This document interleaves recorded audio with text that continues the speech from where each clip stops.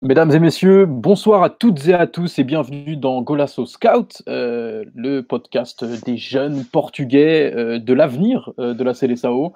Pour m'accompagner ce soir, j'ai deux grands spécialistes du football portugais et aussi des jeunes.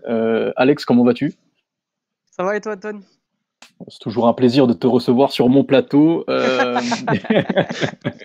On a aussi Mathieu avec nous. Mathieu, comment tu vas?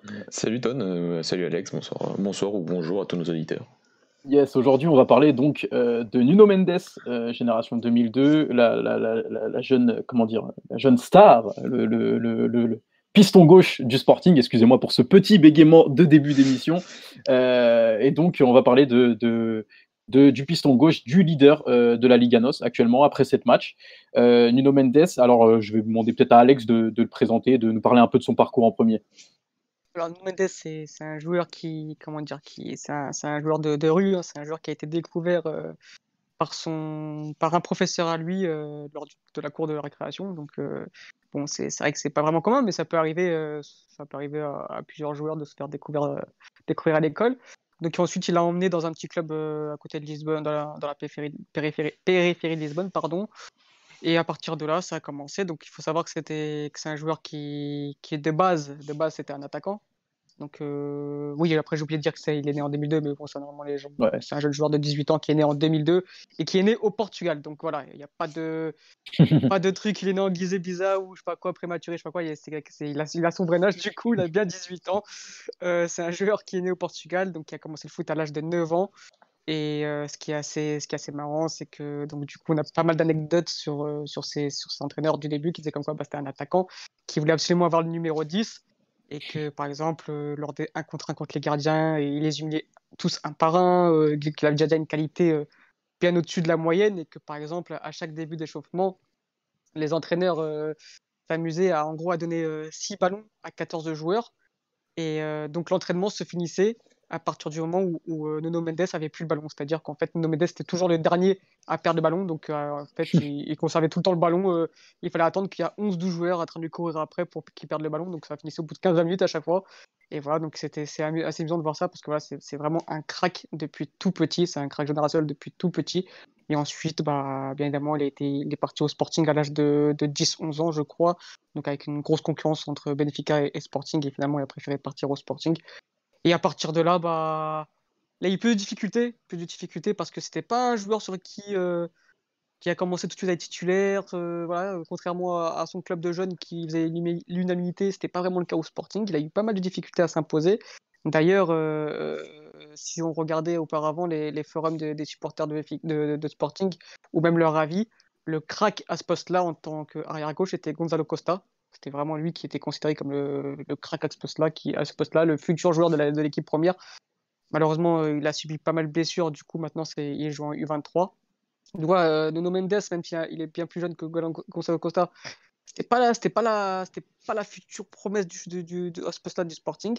En plus de ça, il s'est fait le ligament. Il s'est fait le ligament en 2017-2018, je crois. Ligament croisé, Donc, Alex.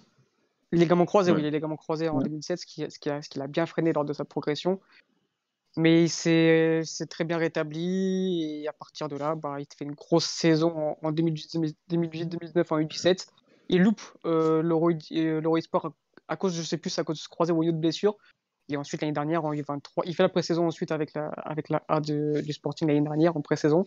Et ensuite, il fait un gros début de saison en U23.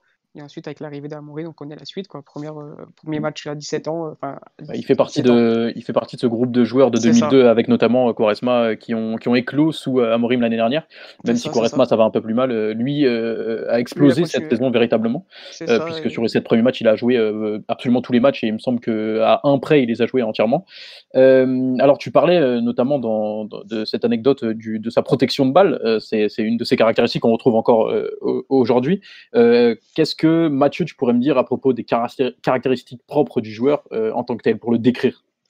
Pour les gars, juste en préambule, j'aimerais dire que comme Alex, moi je l'ai découvert plus tard. Enfin, j'ai découvert surtout en 2018-2019, cette fameuse saison où les 2002 étaient, c'était les deuxièmes années en U17, donc ça avait été une saison assez très très belle saison. C'est vrai qu'on a souvent évoqué les grosses générations de 2002 de Benfica et du Sporting, et Joelson qui était surclassé, donc ça fait encore une équipe du Sporting encore plus compétitive qui n'avait pas gagné le titre cette année-là, il me semble. Je crois que c'est le Benfica qui a gagné le titre de champion U17 en 2019, donc ça a été une très belle saison.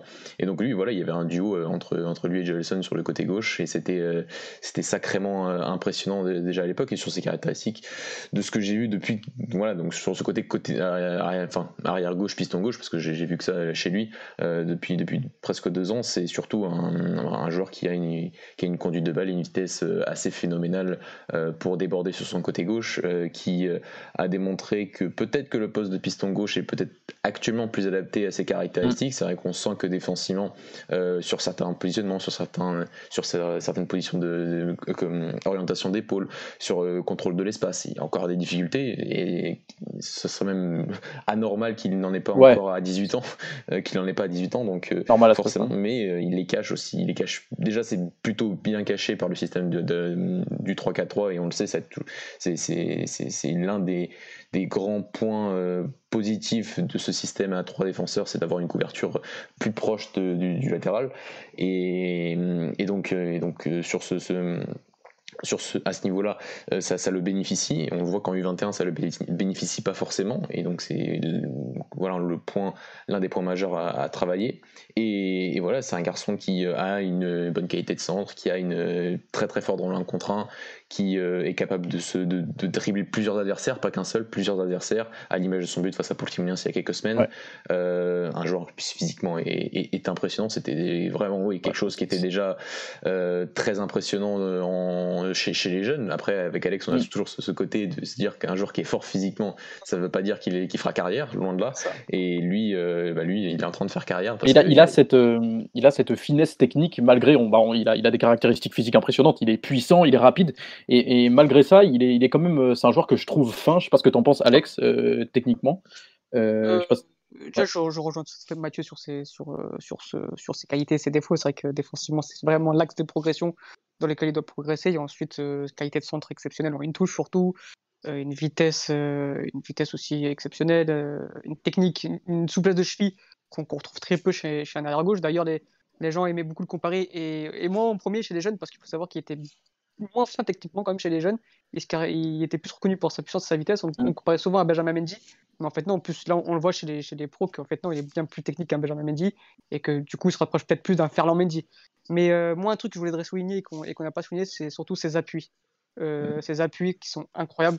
Quand il fait ses protections, la ligne de touche, où il s'appuie sur son genou et ensuite il va avoir se retourner. Moi, je me rappelle que chez les jeunes, il avait déjà ses appuis assez incroyables, ses changements de direction. Et quand il s'est fait ses ligaments, je me suis dit, bon, bah c'est fini, quoi. Le joueur qui avait des appuis extraordinaires, c'est mort, quoi. Il se fait les ligaments croisés à 16 ans. C'est fini pour lui. Et en fait, non, le mec, il revient encore plus fort, avec des appuis pareils, encore plus techniques. Et c'est une force mentale, mais incroyable, vraiment, qu'il faut souligner. Effectivement, c'est une vraie leçon, mais par contre, ça met aussi le doute sur est-ce que ça tiendra sur le long terme, parce qu'on sait du coup qu'il a déjà eu des blessures au genou. Mais c'est vrai qu'il est très bien revenu depuis cette grosse blessure. Et donc, comme Mathieu l'a dit, il est favorisé par le système de Amorim, puisqu'il est piston gauche dans un 3-4-3. Si on parle un peu du coup de système, comme l'a dit Mathieu, il est moins bon chez les U21 du coup parce que ce n'est pas un 3-4-3. Est-ce que vous pensez qu'il pourrait s'adapter dans un 4-4-2 vraiment, ou ça serait vraiment un gros travail parce que défensivement, encore une fois, on le répète, c'est son axe d'amélioration, si je puis dire. Mathieu, qu'est-ce que tu penses de ça? Qu'il faudra qu'il s'adapte, parce que sa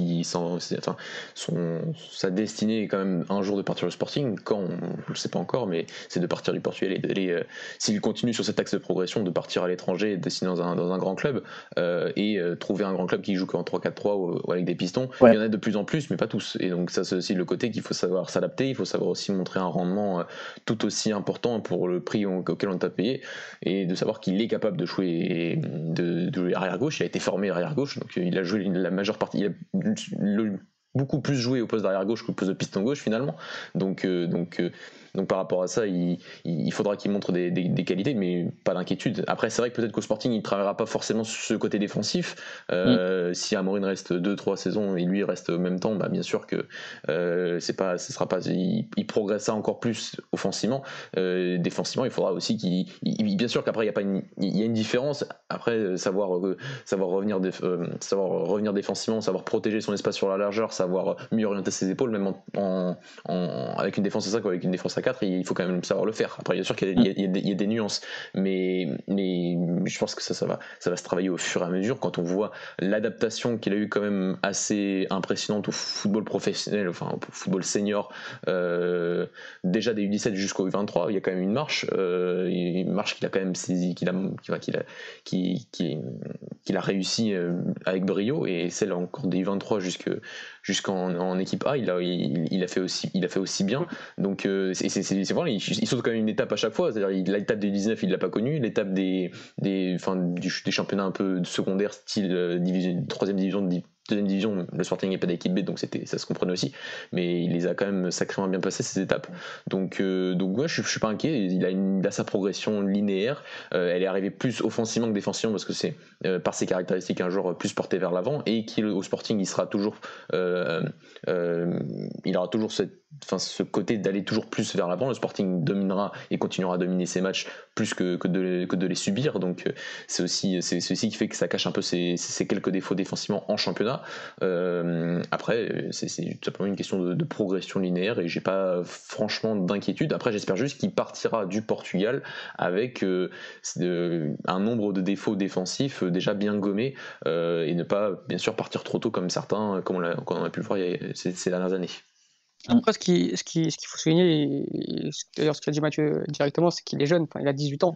Et surtout, ce qu'il faut souligner encore plus, c'est que ça fait que 3 ans qu'il joue arrière gauche, qu'il joue à ce poste à gauche. C'est un joueur, comme j'ai dit précédemment, qui de base, c'était un numéro 10, de base, c'était un attaquant, et il voulait rien savoir d'autre que jouer devant.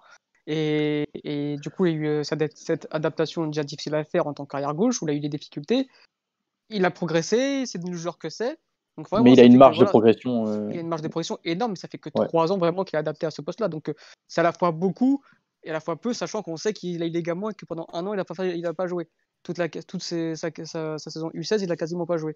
Du coup, voilà, c'est vrai que voilà, bien sûr, il doit progresser là-dessus, mais il y a aucun souci. Je pense que c'est un gamin qui a l'air d'être intelligent.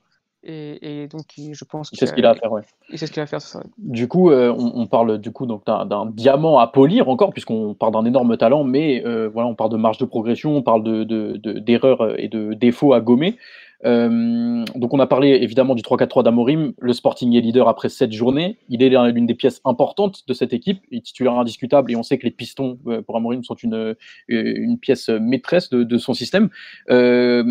Comment on envisage la suite, du coup, pour Nuno Mendes? Alors, je suppose que, comme l'a dit Mathieu, 2-3 saisons à Sporting, histoire de gommer et de encore progresser, surtout défensivement, parce qu'il a une plus grande marge défensivement qu'offensive, pour progresser, justement. Et ensuite, qu'est-ce qu'on voit, Alex? Je ne sais pas ce que tu imagines. On sait tous que oui, dans l'idéal, c'est de faire...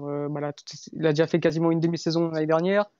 Là, il va faire toute cette année titulaire, donc ça fera une saison et demie. L'idéal, ça serait de faire encore une saison en plus, ce serait l'idéal. Ça ferait 2 saisons et demie au Portugal. Mais on sait tous qu'à la fin de saison, il y a de fortes chances que malheureusement, qu'il y a un gros club qui arrive et qui pète la clause, surtout s'il ne prolonge pas. Après, on a des pistes déjà. Il y a des clubs qui sont. Manchester United qui était très chaud. Ouais, ça j'ai vu, mais ils ont déjà 2 arrières gauche. Ouais, mais après voilà, si tu as 18 ans, la clause pour l'instant libératoire est à 45 millions, donc il va peut-être prolonger, elle va peut-être passer à 70 millions. Ouais, on l'a vu aujourd'hui. S'il ne prolonge pas et qu'il reste à 45 millions, je suis quasi sûr qu'il y a un club qui va la péter, parce qu'à 18 ans, à ce poste-là, je vois pas qui peut être plus fort que lui. Enfin, là, j'ai pas de nom en tête carrément, donc en 2002. Donc voilà, l'idéal, oui, ce serait qu'il reste encore un an au Sporting. Maintenant, s'il vient partir, je pense que ce sera la première ligue pour lui, parce que c'est son rêve depuis tout petit. Et qu'il a les caractéristiques pour, concrètement. Il a les caractéristiques pour, clairement, oui. Mathieu, alors j'aurais la même question, mais j'aurais aussi une deuxième question pour toi, et Alex pourra y répondre aussi après. On va aussi forcément se poser la question, à un moment donné, de la CLSAO, puisqu'on sait que c'est un de nos problèmes à l'arrière-gauche. On en a un peu marre de Raphaël Guerreiro, on va pas se mentir, on est tous d'accord autour de cette table. Donc toi, comment tu vois l'avenir pour Nuno Mendes, excuse-moi, Est-ce que tu le vois à terme devenir un titulaire potentiellement en CLSAO?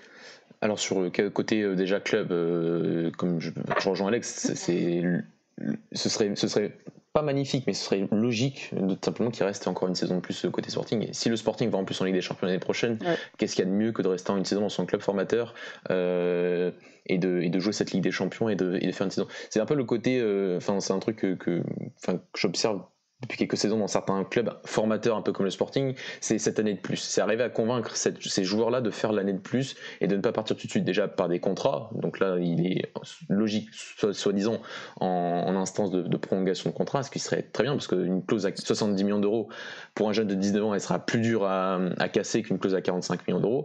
Excuse-moi de te couper, ça serait sa 3e prolongation en 2 saisons.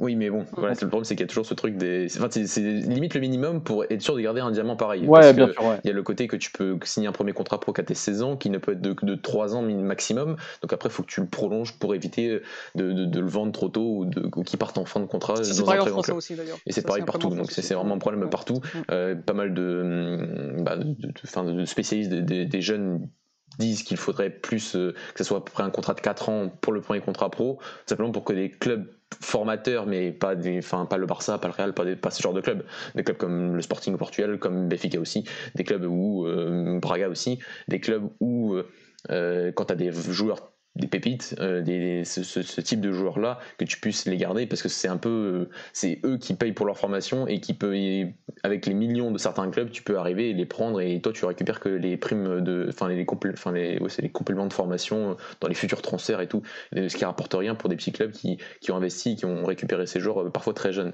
Donc ça c'était pour le côté c'est pour le côté de contrat pro. Donc ouais, ce serait de prolonger, ce serait de faire cette année de plus, peut-être même une deuxième année de plus. Dans 2 ans, il aura que 20 ans. Voilà, le truc, ce serait de partir au bon moment, sentir qu'il est totalement prêt, qu'il est même peut-être déjà des matchs en sélection, et je reviendrai donc juste après, Ton, sur ta deuxième question.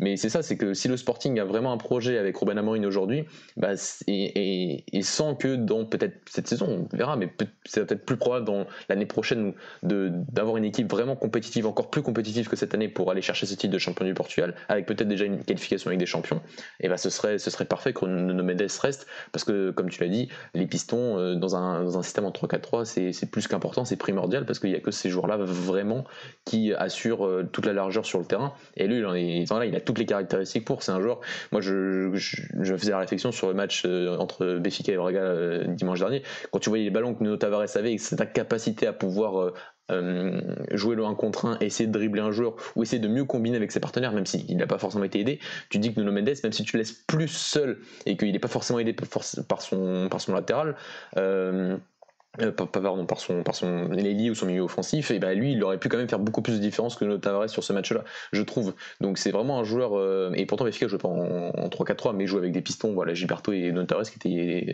dans les mêmes zones sur ce match-là. Donc voilà, donc oui, c'est un joueur qui correspond à qui peut potentiellement correspondre à plusieurs aux 2 systèmes majeurs pour un latéral, plus le côté technique, le côté physique. Donc il a tout pour ensuite, s'il part au bon moment du Portugal, d'arriver dans un très grand club directement. Et ensuite pour la sélection, bien sûr, il fait partie des joueurs dont on attend beaucoup, parce que c'est vrai qu'au poste d'arrière gauche, c'est pas le côté, le Guerreiro est pour moi l'un des meilleurs pistons gauche du monde aussi, mais le truc c'est qu'il joue pas forcément dans un système à 4, un système à 3 avec le Portugal, il joue absolument pas dans un système à 3 avec le Portugal, et donc forcément ça le favorise pas. On verra si Nuno Mendes ça le favorise. En tout cas c'est quand même un profil bien différent de celui de Guerreiro, et donc c'est toujours bien d'avoir des profils différents, et c'est un joueur qui aussi par toutes ses qualités apporterait, le moment où il sera prêt, apporterait beaucoup à la sélection. Après voilà, comme on en a parlé la semaine dernière avec Alex et avec Raphaël Léon, c'est pas au bout de 4 matchs bons, 5 matchs ou 7 matchs depuis l'élection, quand t'es bon, que tu dois être appelé en sélection. Voilà, quand Mario Rui n'a pas pu aller en sélection en octobre, j'ai vu pas mal d'indignation par rapport à sa non-convocation et par rapport à la convocation de Nono Sekera, quand même un joueur qui est sur 2 saisons et demie d'un très très bon niveau, mérite quand même un peu plus qu'un gamin qui a toutes les qualités pour être largement meilleur et peut-être l'un des meilleurs arrière-gauche de l'histoire de la sélection s'il continue comme ça. Mais laissons-lui le temps. Le temps, ce sera sûrement. Là, le problème, c'est que ce sera sûrement jusqu'à mars prochain, et de voir s'il a toutes les conditions requises pour être appelé, pour ensuite être appelé à l'Euro. Ouais, j'allais y venir justement. Là, à l'heure actuelle, ça fait que 7 journées que le championnat a commencé, il est très performant. En supposant que Sporting reste régulier et à la mi-mars, Sporting est leader et Nuno Mendes est toujours un des. Bon, ça n'arrivera jamais, on connaît Sporting. Supposons qu'à la mi-mars, ils sont toujours leaders et que Nuno Mendes est toujours l'une des pièces maîtresses et a toujours été très performant et régulier et tout ça. Est-ce qu'on peut envisager de voir Nuno Mendes, ça je vais te demander à toi Alex, et ton avis du coup sur le futur de la CSAO, de voir Nuno Mendes clairement à l'Euro? Moi, comme je dis souvent, un joueur qui performe en Liga NOS, c'est bien, mais c'est pas encore le niveau que j'attends pour vraiment en sélection, pour appeler en sélection. C'est-à-dire que moi, je l'avais déjà dit pour Rafa, être très bon en Liga NOS, c'est très bien, mais il faut être après bon en Ligue des Champions, en Europa League. Voilà, c'est le niveau international. Et pour moi, la sélection, c'est le niveau international. Et le problème, c'est que Nuno Mendes, on ne le connaît pas à ce niveau-là. L'année dernière, il a fait la Liga NOS, il a fait 2 matchs en Europa League contre LASK et je sais plus qui. Et bon, 2 matchs, tu peux pas juger en 2 matchs. C'est pour ça que j'ai été très déçu de l'élimination du Sporting, parce que j'aurais bien aimé voir Nuno Mendes au niveau européen, au niveau international. Du coup, pour répondre à ta question, est-ce que pour l'Euro prochain, il peut être appelé? Je dirais non, parce qu'il n'y a pas besoin pour l'instant dans l'immédiat. Raphaël Guerreiro, ok, c'est peut-être le joueur qui nous énerve, qui le poste difficile dans la sélection, mais il peut très bien faire l'Euro à un niveau correct. Mario Rui, même s'il a beaucoup moins de temps de jeu à Naples, il y a quand même pas mal de temps de jeu, il fera l'affaire. Maintenant, tout dépend aussi. Voilà, c'est vrai que s'il fait une fin de saison incroyable, etc., la question va se poser. Mais c'est vrai que, comme dit Mathieu, peut-être qu'un Nuno Séguéra, peut-être en jouant l'Europe, etc., est peut-être aujourd'hui plus fait pour être appelé en sélection. Nuno Mendes est bien a 3 fois plus de potentiel que Nuno Séguéra. Maintenant, je pense que c'est peut-être un peu tôt. Ouais. Et sans le niveau international, c'est dur de juger. Autre point, c'est l'état de forme de Guerreiro. Là où je peux comprendre qu'on appelle Nuno Mendes à la place d'Amaru Rui, par exemple, c'est que nos Guerreiro, dans une compétition Coupe du Monde, Euro, on sait que lui, dès qu'il enchaîne les matchs, il commence à s'essouffler. Du coup, c'est vrai que si on a un Guerreiro qui s'essouffle très vite à l'Euro et qu'on doit le repasser par Mario Rui en quart de finale, par exemple, c'est vrai que ça peut être embêtant, bien que j'aime beaucoup Mario Rui, mais c'est vrai que c'est peut-être plus, c'est peut-être mieux de le remplacer par Nuno Mendes qui a un niveau incroyable, peut-être qu'un Mario Rui. Mais encore une fois, pour résumer, non, je pense qu'à l'Euro c'est trop tôt et que je préfère un Mario Rui et un Nuno Séguéra qui sont plus méritants sur les dernières années en ayant joué des Coupes d'Europe. Mathieu, du coup, toi tu le vois pas non plus à l'Euro, je suppose, avec tous ceux qui sont devant lui. Ça dépend de la forme de certains, comme l'a dit Alex, ça dépend de la forme de Guerreiro. J'ai du mal à ne pas voir Guerreiro en forme, d'être au moins physiquement bon à l'Euro. On l'avait appelé pour la Coupe du Monde 2018 et ça avait été pour moi un des plus gros échecs de planification de se dire que Guerreiro pouvait jouer cette Coupe du Monde 2018 titulaire et qu'il valait mieux mettre à Mario Rui qui a toujours été un joueur d'un niveau correct, voilà, c'est pas. Qui était en rythme en tout cas. Ouais. Voilà, mais niveau juste conditions physiques, il y avait aucune raison de pas le mettre, de pas mettre Mario Rui. Donc ouais, ça dépend de la forme de Mario Rui, ça dépend aussi de la forme de Nuno Séguéra. C'est un joueur aussi qui apporte des garanties défensives, peut-être un peu plus que Nuno Mendes actuellement. Je dis pas que c'est, voilà, j'ai pas envie de rentrer dans le mythe de Santos qui pense qu'à la défense parce que c'est plus vrai aujourd'hui, mais c'est aussi ce côté-là d'un joueur qui peut être aussi certain dans ce registre-là, qui joue un peu même central gauche avec le Braga en ce moment. Donc par aussi ces qualités-là, donc dans une défense à 3. Donc voilà, donc ça fait partie de la concurrence. C'est le côté, moi aussi, le pas le voir appelé actuellement, et c'est c'est pas que ça me dérange absolument pas, tout simplement parce que j'ai été déjà choqué à l'époque que Fernando Santos appelle après la Coupe du Monde 2 minutes Jason Fernandez au bout de 4 matchs pro. Enfin, peut-être pas 4, 8. Ok, 4, 8 matchs, ça m'avait mis en rage parce que c'est pas comme ça. Aujourd'hui, on a l'impression que voilà, il prend beaucoup plus son temps. Parfois, il prend beaucoup de temps pour certains joueurs, notamment l'attaquant qu'il a appelé cette semaine. mais voilà, ça me choque pas s'il a pas appelé Raphaël Léao, qui est déjà sur un niveau professionnel déjà depuis plusieurs saisons avec beaucoup plus d'expérience qu'un Nuno Mendes. Il va pas l'appeler tout de suite. Après, ça dépendra de la forme. Si on a un Guerreiro dans le cas de figure que je vous donnais, on parlait en supposant que le Sporting ait fait une saison, une grosse saison et qu'il ait été régulier tout le long. Hein. Je parle pas là tout de suite. Ouais, Non, ça mais dépend. ouais, ce que. Ouais. Le Sporting peut ne pas faire une énorme saison et lui faire une très très bonne saison. Oui, C'est ça. ouais. Ouais. C'est ça. C'est juste ça. Là, c'est plus sur les cas individuels, je pense, pour la Célestin. Ouais. Et ça vraiment, je pense, que ça va vraiment dépendre de la forme des certains. C'est vrai qu'on n'a pas beaucoup de certitudes à ce poste-là. On a beaucoup de certitudes au poste d'arrière droit et au poste d'arrière gauche. On a des joueurs qui sont qui arrivent sur la fin, qui se découvrent sur la fin comme Sekera ou un peu comme Mario Rui. On a un Guerrero qui était censé être l'arrière gauche pendant plusieurs saisons, qu'il est actuellement, mais sans vraiment de concurrence. Et on a l'apparition de Nuno Mendes qui a l'impression combine un peu toutes les qualités et en plus le côté jeunesse, fougue qu'on aime aussi beaucoup. Donc c'est intéressant. Mais voilà, c'est vrai que j'ai un peu de mal à le voir à l'Euro si on a un Mario Rui valable et un Guerrero qui physiquement est juste normal, quoi. Après, donc, si on se pose la question de l'avenir, après l'Euro, bien sûr, moi carrément. c'est ce que j'allais dire. C'est autre chose, oui. Ouais. C'est ce que j'allais dire. En gros, Nuno Mendes, c'est le futur, mais pas tout de suite. Pas tout de suite, ouais. À moyen terme, quoi. Yes, c'est vrai exactement. qu'on entend Jorge Jesus se dire comme quoi le futur de la section, c'est Nuno Tavares. Non. J'ai beaucoup de sympathie pour Nuno Tavares, mais... Non, oublie. Il dit beaucoup de bêtises. Nuno Mendes, c'est quand même deux niveaux au-dessus, quand même. 2 ou 3 ou 4, hein, on va pas se mentir. Donc, messieurs, est-ce que vous avez quelque chose à ajouter? On a été complet, quand même, je pense. Moi, je n'en a manqué. Je voulais rajouter sur le côté ce côté combinaison avec son ailier. C'est quelque chose qui déjà avec Joelson en U17 me faisait, c'était incroyable, vraiment c'était incroyable. Et là, sur la fin de saison dernière avec Jovan, ça marchait plutôt très bien, cette capacité à combiner, cette capacité dès qu'il y en avait un qui allait sur l'extérieur de lui arriver à l'intérieur. Voilà, peut-être qu'il a pas ce côté passe décisif. J'ai pas vérifié d'ailleurs son nombre de passes décisives depuis le début de la saison. Il marque un but, mais c'est pas encore un. Et il n'a pas fait de passe décisive. Ouais, il a pas fait. Ouais, c'est ce que je me disais. Donc attention. Attention, c'est pas ce que je veux dire. C'est le côté aussi staté. Enfin, avoir des statistiques aussi importantes dans ce domaine-là, où il faut qu'il commence à peut-être avoir plus de performance à ce niveau-là. Et voilà. Donc c'est vrai que c'est un peu compliqué dans un 3-4-3 aussi de voir toujours ces combinaisons, parce que voilà, on a un Nuno Santos qui a commencé un peu plus sur son côté et qui est pas forcément, qui est un joueur de côté lui aussi, mais qui est plus à l'intérieur avec ce système de 3-4-3, et donc c'est un peu plus difficile d'avoir autant de dédoublements qu'on pourrait avoir dans un système avec une défense à 4 et un vrai ailier. Donc voilà, mais c'était un point qui m'a toujours impressionné, qui en sélection pourrait aussi être très très bénéfique, c'est cette faculté à s'adapter assez rapidement à son partenaire de devant.